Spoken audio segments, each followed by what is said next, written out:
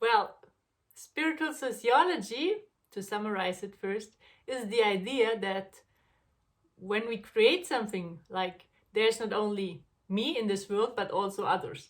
So a lot of time when we look, for example, into spiritual concepts and ideas, it is about, you can do it all. And if you want something, maybe you have to overcome obstacles, but you have to be clear what you want, and then you can get it or you can create it in this world. That's the basic assumption from a lot of spiritual ideas. Sociology is the idea of, there's a society, and that society and those people, they also create. And also in society, this is a special focus of sociology, there are power structures. So let me give you an example. Not everybody has the same possibilities to achieve a higher position, for example, to go to university. Because a person who grew up in a non-academic environment, for example, lacks not only money but also skills that are needed to go to university or become a leader in an institution. And sociology's aim is to unveil those hidden power structures so everybody gets the same rights. Actually, the spiritual people say that everybody can create a beautiful life, that they can fulfill their heart's wishes, and so on. So there are two different perceptions on what you can actually perceive. And a lot of time in the spiritual philosophies, we call it, it's not philosophy, but ideas. If something not's working out, it's because of you. It's because of your woundings, of your childhood, of your past life, of your ancestors, whatever. But it's always falling back to you. And this is actually the interesting thing, because spiritual people often say they are kind of the new paradigm, the new age. But this thinking is actually the old paradigm, the old age, telling, everybody can make it. Everybody can get from a dishwasher to a millionaire. That's the American dream. And sociology says, yeah, that's a great dream. And maybe this is what we want for everybody to achieve in society, so everybody can be who they are supposed to be. But in the structures we're living, it's not possible, because there are hidden power structures that don't make it possible for everybody to achieve their dreams. Was that understandable? I think it was pretty clear, and I think it also answered kind of the second question that I would have, and that's, why is it important? I can say from my own journey that when you start on any spiritual journey, there is this feeling like, once I heal, once I heal my wounds, then everything will be better. Then I will be able to achieve, like you said, whatever I want. And it lacks, just like you said, it kind of ignores that there are other forces which are just real, and they're as real as in nature as they are in society. If you have a tornado coming along to your village, you can scream and shout and meditate and whatever, but I think a better choice is to pack your stuff and leave the village, because the tornado is going to do what it's going to do. Exactly, and I'm not saying what the spiritual ideas are completely wrong. It's often they are part of the truth, and maybe sometimes this is what you need to do, heal this wounding or whatever. But the problem is that it becomes extreme and like the only truth, and not looking at other possibilities and other causes that maybe hinder you or block your success or your journey.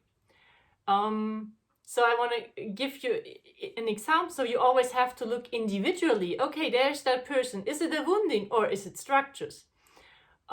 So just take the basic idea of, if you feel worthy enough and have healed whatever, you will have a lot of money. That might be the truth for some people. But there are also a lot of people in the world, I mean, they have a lot of money, and I'm sure they don't have a lot of self-esteem. So you see, you can actually, this is why empirical studies came into this world, like say why they are important also to a degree. Oh, just check reality. Oh, but there are people, they have money, but you see they're just like acting out their fears. Or you can see, and vice versa. There is probably many people who are more emotionally mature, let's say emotionally mature and kind and sweet and helping others, and really, really wonderful beings and humans who have no money and who are starving. yeah, exactly. And also there's the thing with health. They say, oh, if you're getting sick, it's because of your soul wants to tell you something, or you didn't care enough for yourself, and now your soul is sending you a sign. That's possible. But another possibility is, I love Erich Fromm. He was a psychologist. He said in the 1980s, actually the ill ones are the healthy ones, because this society is so insane, and the people who get actually ill, that shows they are humans, because out of this technical world and industrial society, it's not healthy. So it's the opposite. Also, we know that, for example, narcissists, often they don't get sick, but everybody around them, which actually confirms what Fromm said. So I just want to say with spiritual sociology that it's more complex. It's possible that your soul wants to tell you something by getting ill, but it's also possible you just don't give yourself the right nutrition. But also it's like, for you, we don't live in healthy structures, and they can make you sick. And sometimes because of the power structures, or you need money to live, you cannot just live the life you would maybe know that's better for you. And we are blaming people then. Oh, it's your fault. That's an easy way, actually, that's what happened. That's where sociology comes in and says, hey, stop, no, it's not all your fault. The sociologists, for example, sometimes overdo it, because they get like, oh, it's all the power structures and you can't do anything. So they get in another extreme. And this is why I thought that created spiritual sociology, to bring those extremes actually together. Yeah, I love that. And this whole polarized thinking, it's either this or this, it's all me or my fault. I'm this spiritual new agey thing, like every human is a god and create everything. It's just too extreme. It's ignoring that we're embedded in much larger structures. Yes, and also it's like, it's different if you grew up in the US, in Germany, or in Turkey, or in Africa. You have other possibilities. I just give you one example. I want to travel. It's easy for me, but I have a lot of Turkish friends. When they want to travel somewhere, their country is not allowed to go to all these different countries, so they have to get a much bigger effort to do the same I do, just because they are living in Turkey.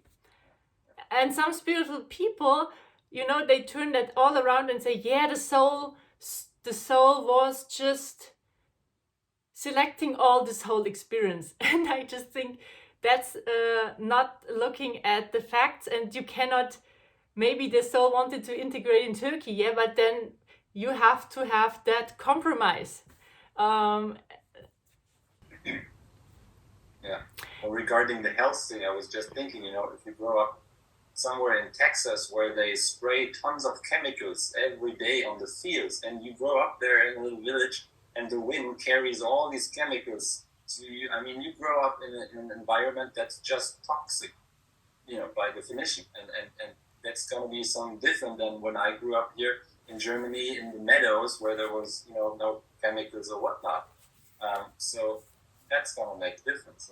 Yeah, so basically sociology is about embedding the soul in a context. And I think also, okay, what can, like, the first thing I want to say, it's not about now making excuses for not doing the work, not doing your inner work, not doing your healing work, not doing whatever work you should do. It's about you shouldn't trick yourself with what I'm saying.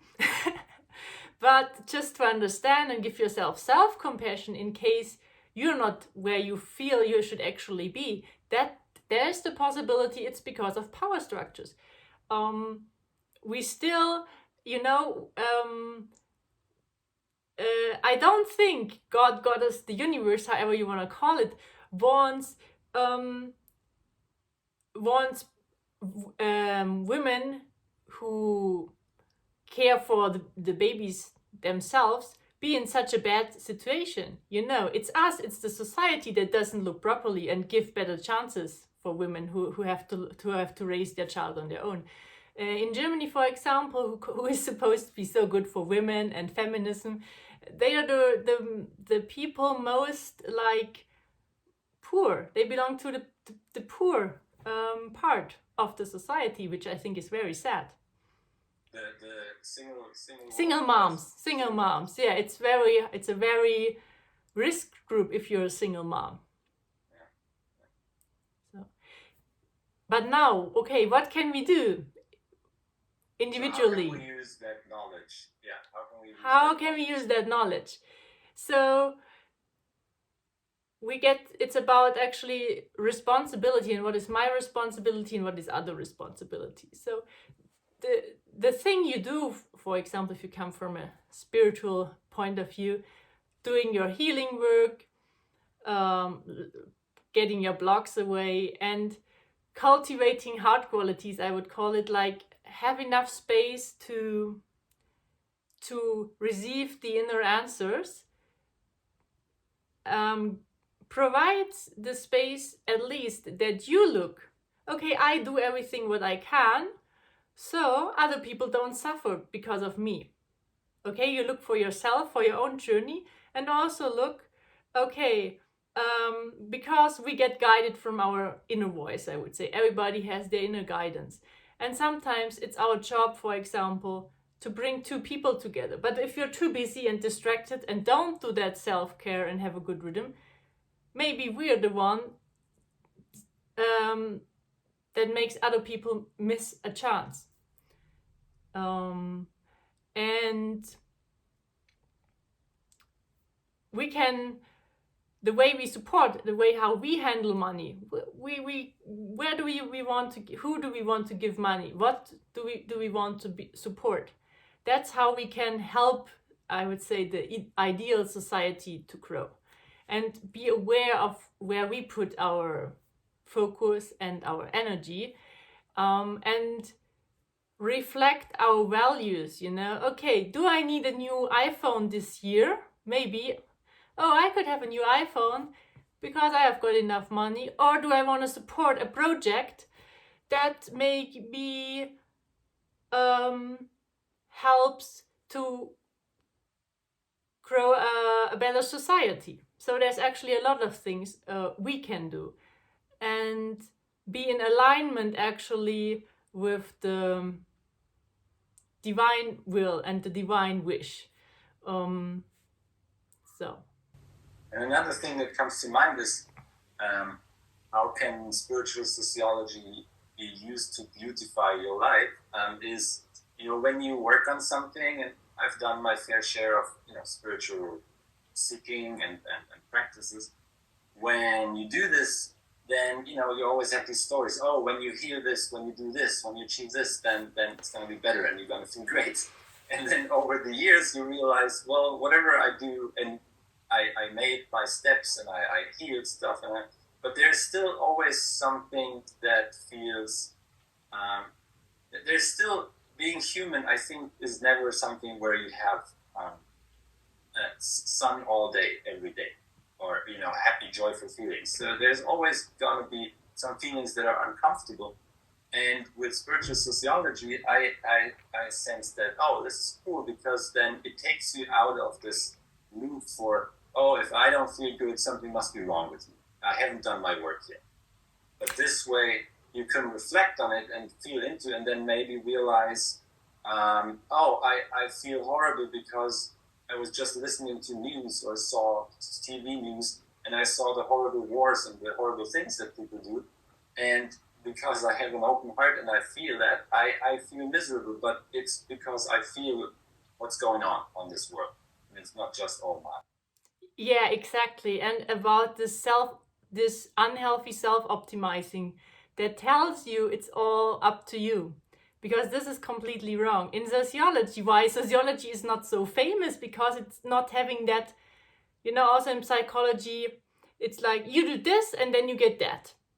It's very clear. And sociology, like there are different times, but the classical sociologists, they are not so famous because they were, everything is kind of interrelated and we have to do here a bit and there a bit. And so this is how it works together to get the success maybe you want, or the health. So there it's not so mechanical, it's more an organical thinking, and there are complex aspects that influence us and not just this one thing that influences another. And for example, what you say, there is a war in the world. For example, you have a business, there is a war. People don't get scared while during there's a wartime. So they're likely maybe not to spend so much money. And this affects your business. This is just an example. And there are a lot of many different examples how the general state of a society or the world affects people on different levels.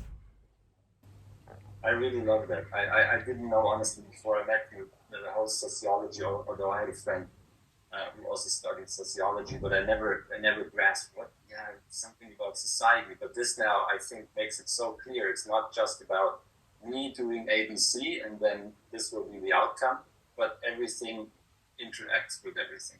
I love that. I think it's uncomfortable. It's uncomfortable nowadays because so many people love this, 7 steps to achieve this, 5 steps in 3 days, 5 hours, 12 steps to achieve this. So we love these recipes like cooking, cooking your soup. Oh, take A, B, C, D, put it together, cook it 30 minutes, and there you have the soup.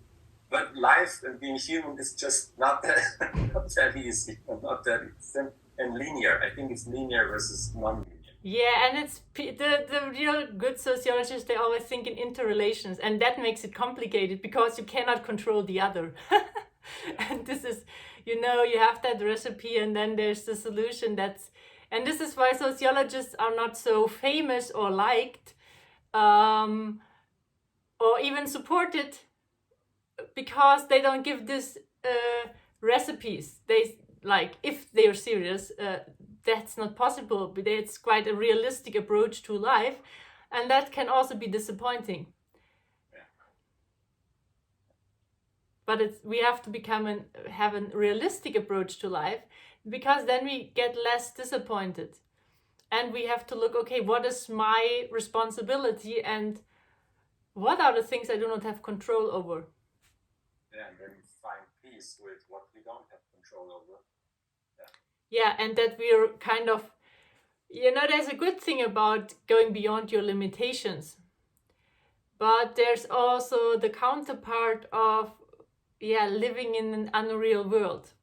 Yeah. And I have also to say, sociologists sometimes tend to be the other extreme. There it's the structures and the power structures, and, they get into this victimize mode, which I also wouldn't agree. So I think it's really important to put those two extremes together. I think it's enough as an introduction, and I hope that will help you on your journey, this knowledge, and write us. We're really happy to receive your thoughts for the different platforms we're gonna put this, and we will deepen that knowledge and understanding of spiritual sociology. So this was just kind of the general understanding of it, and we can go deeper into specific questions. And thank you very much.